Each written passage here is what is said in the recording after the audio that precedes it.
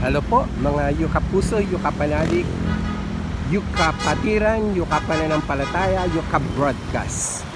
Ang inyong likod po ay narito sa panulukan ng EDSA North, SM North EDSA and Trinoma.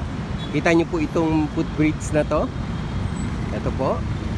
Andiyan po yung mga equipment ni DF, Bayani Fernando, sapagkat siya po ang nakakontrata itong ginagawang Grand Terminal.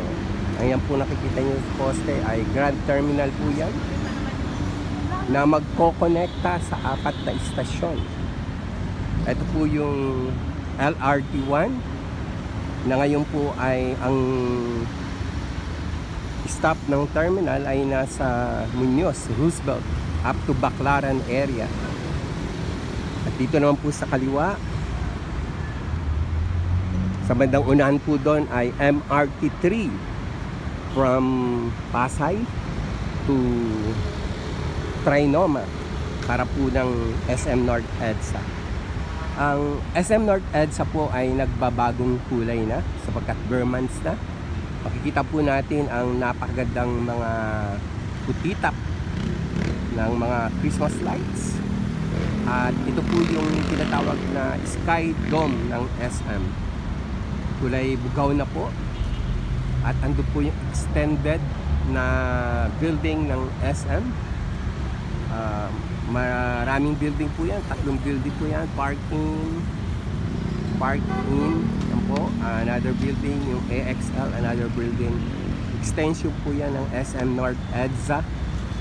At napakalaki na po ng nasasakop ng SM North. Hanggang dun po yan sa may panulukan ng Bago Bantay at Project 7. At ito pong extended Grand Terminal ay extended po hanggang Muñoz. Dito naman po sa footbridge ng SM North EDSA at ng Trinoma ay makikita niyo po dito yung mga vendors. Sila po yung nariyan kapag gabi na dahil wala na pong MMDA na naka-standby dito po sa footbridge. Pero kapag umaga po ay maraming MMDA personnel na sila po ay sinasaway. So ito po ngayon ang itsura ng kanto ng SM North EDSA at Trinoma. So dito po sa gawing kanan ay Trinoma. Ito pong mataas na building ay part po ng Grand Station Terminal.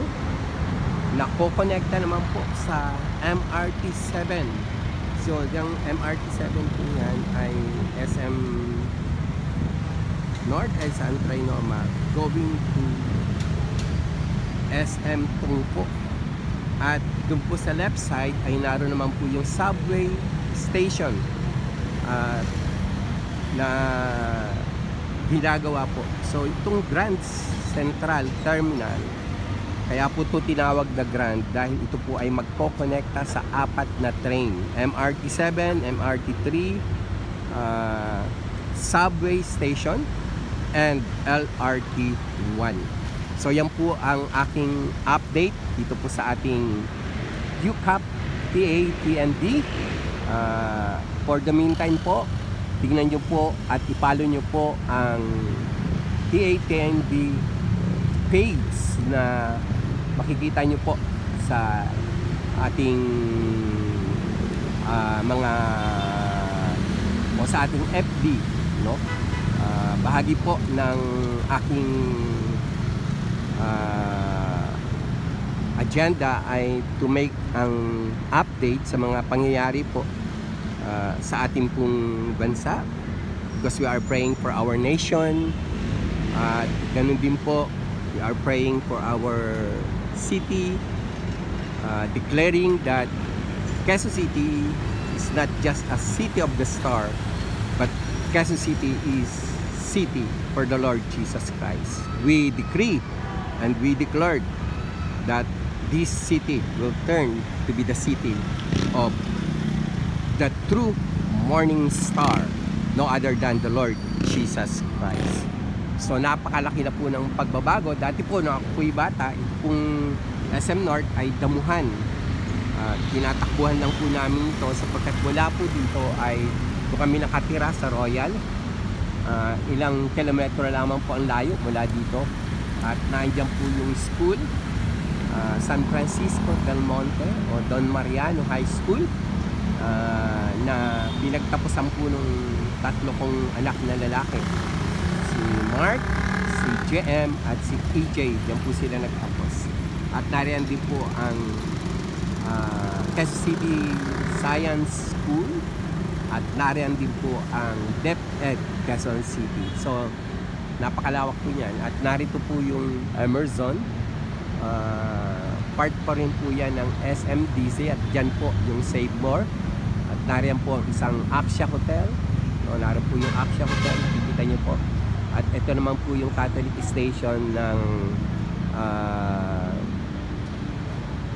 ito po yung Catholic Station, no? Isang radio station po, FM, na pinangungunahan po ng ating mga kasama sa Iglesia Katolika. Yan po yung station na yan. Hindi ko na po babanggitin muna yung station. At ang malaga po dito ay ginagawa na po itong Grand Station, at diyan po ako papunta ngayon sa lugar na yan para po ako ay sumakay doon sa mga bus papunta naman po sa aming tahanan. Yan po sa California Subdivision, sapagkat diyan po dumadaan yung biyahe ng Trinoma to Nova Liches. So dumadaan po yan sa bahay, walking distance away from our home. So ito lamang po ang aking update, ang inyo pong broadcaster, walang iba kundi si Bishop Larry. At ako po'y lagi nagsasabi na we serve as one, we work as one, we win as one, and we love as one. And together as a nation, we heal as one. Shalom, everybody. God bless you all. Good night and have a wonderful sleep tonight. God bless you.